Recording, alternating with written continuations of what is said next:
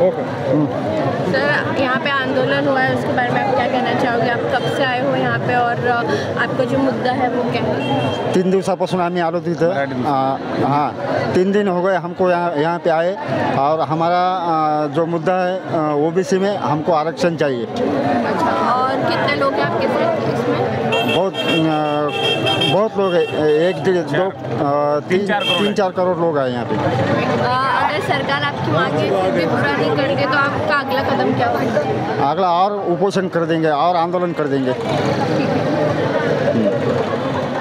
पिछले 2 दिन से यहाँ पे उपोषण करने के लिए आए हैं। यहाँ पे हमारे मनोज दादा जरांगे पाटिल, इन्होंने जो हमारे मराठा समाज का जो ये किया है, नेतृत्व किया है, वो नेतृत्व इसलिए कर रहे हैं कि जो गरीब मराठा लोग हैं जिनके पास जो कुछ भी सहूलत नहीं है, वो सहूलत चाहिए।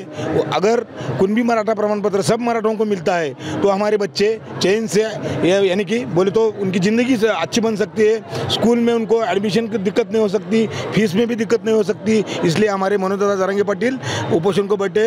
इसलिए महाराष्ट्र का पूरा मराठा समाज आज जरांगे दादा के आवाज़ से इधर आया है।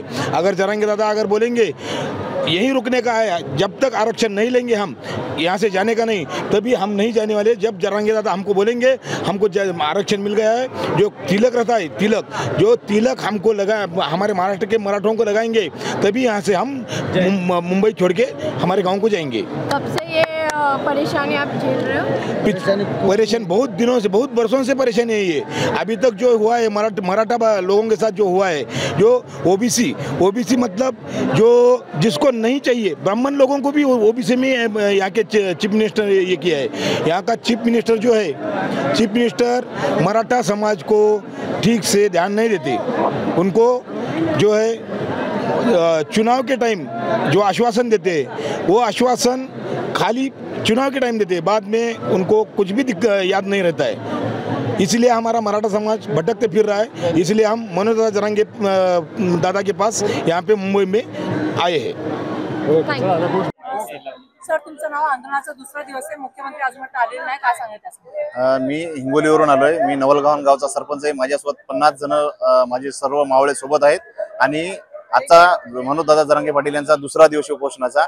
मी देवेंद्र फडणवीस यांना अशी विनंती करतो की या मराठ्याचा हा उद्रेक बघू नका, कारण काय होईल या महाराष्ट्रामध्ये जी सुनामी आलेली आहे, तुम्ही सुनामी समुद्राच्या लाटापासून पाहिली असेल, म्हणजे वेगवेगळ्या माध्यमातून नैसर्गिक आपत्ती पाहिली असेल किंवा संकट काळ जे असतील ती संकट वेगळी असतील, परंतु ही महाराष्ट्राची जी लाट मुंबईमध्ये पसरलेली आहे, ही मराठ्याची लाट आहे आणि या मराठ्यांना आतापर्यंत इतिहास घडवलेला आहे। या इतिहासामध्ये एक त्याच्यातून त्यांनी बोध घ्यावा देवेंद्र फडणवीस साहेबांना। आम्ही भाजपचे कार्यकर्ते असून सुद्धा आज रोजी आमच्या त्यांच्या निवडणुका संपल्यात म्हणून त्यांचं काम झालं अशातला प्रकार नाही, पण येणाऱ्या स्थानिक स्वराज्य संस्थांच्या ज्या निवडणुका असतील, महानगरपालिका असो, जिल्हा परिषद असो, पंचायत समिती असो, या सर्व निवडणुका त्यांना जर जिंकायच्या असतील तर मनोज दादा जरांगे पाटील यांचं जे आंदोलन आहे त्यांचे सोडवण्यासाठी त्यांनी तातडीने निर्णय घ्यावा आणि या निर्णयाला आम्ही सोबत सर्वजण त्यांच्या सोबत राहू, त्यांचं स्वागत करू। परंतु मनोज दादा जरांगे जीवाचं जर काही बरं वाईट झालं तर नक्कीच या महाराष्ट्रामध्ये महाप्रलय जो मराठ्यांचा आहे, हा महाप्रलय मराठ्याचा देवेंद्र फडणवीस साहेबाला महाराष्ट्रभर नाही कुठंच फिरू देणार नाही